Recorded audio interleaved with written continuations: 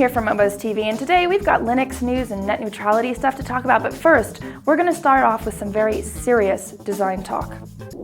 There's a documentary film that just had its world premiere a couple days ago at the South by Southwest Festival in Austin, Texas, and we thought it addressed a topic of profound importance to everyone. Everyone obsessed with typeface, that is. You see, it's a film about fonts.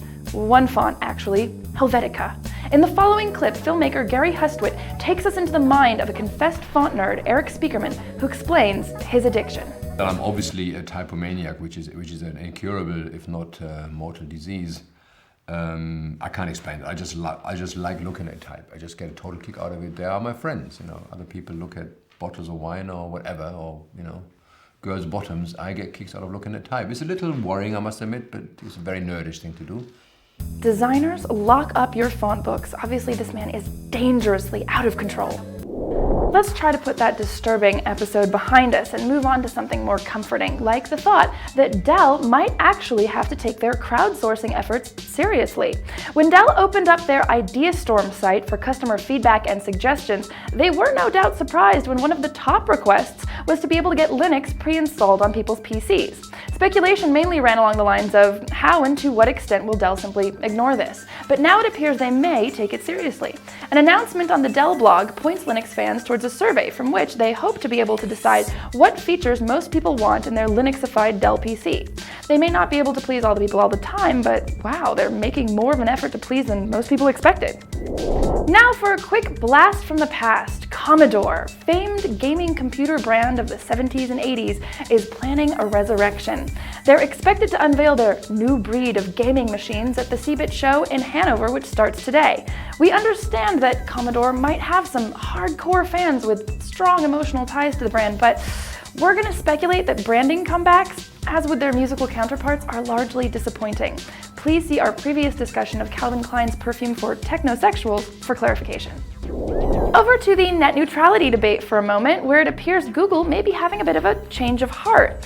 Now, Google historically has been a great supporter of legislation requiring that telecoms don't give priority to delivering certain kinds of content. But recent statements by Andrew McLaughlin, their head of global public policy, have raised some eyebrows.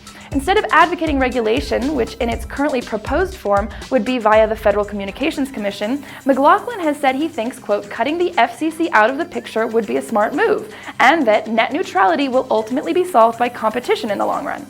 Competition? Not regulation? Interesting. You know, I understand that this net neutrality stuff is important, but I can't get this Helvetica thing out of my head. I just have to understand why. Why Helvetica? Can you tell me, Eric Spiekerman? Real typeface needs rhythm, needs contrast. It comes from handwriting, and that's why I can read your handwriting, you can read mine, and I'm sure our handwriting is miles away from Helvetica or anything that would be considered legible, but we can read it because there's a rhythm to it, there's a contrast to it. Helvetica hasn't got any of that. This font is so subversive, so revolutionary because it's so completely bland. That's pretty heavy. On to some lighter stuff now. For those who need some serious calendar coordination, there is Spanning Sync 1.0. It provides two-way synchronization between Google Calendar and Apple iCal. Before, you could feed info from Google Calendar to iCal, but not the other way around. Spanning Sync also lets you sync multiple Macs and Google Calendar accounts, and it also works with iPods and mobile phones, so it's just handy. And now a news that combines puppies and pirates, because who doesn't like puppies and pirates, right? Well, in Malaysia, they have now started to employ sniffer dogs in the fight against pirate CDs and DVDs hidden in air cargo. Weird. Apparently, the Motion Picture Association spent $17,000 training two dogs to sniff out the chemicals used in optical discs. The two black labs, Lucky and Flo, can, they say, inspect in 10 minutes cargo that would take humans an entire day. Well, that's it for today, but I'll leave you with, what else, font nerds, explaining the obsession with Helvetica, whose beauty stems from, it seems, its utter meaninglessness. The Helvetica was a real step from the 19th century typeface. It was a little more machined. It was doing away with these manual details in it.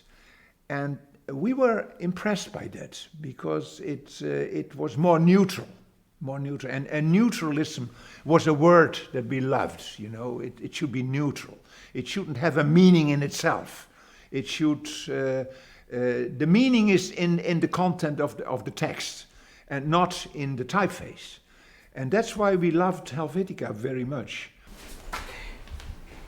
All that hunting to the next typeface every time, it took a lot of energy, and I can still remember as students that you were really disappointed because you wanted to use a certain typeface and then you saw somebody else used it and then you couldn't use it because you wanted to be original. And with Helvetica this whole problem is non-existent because everybody is using Helvetica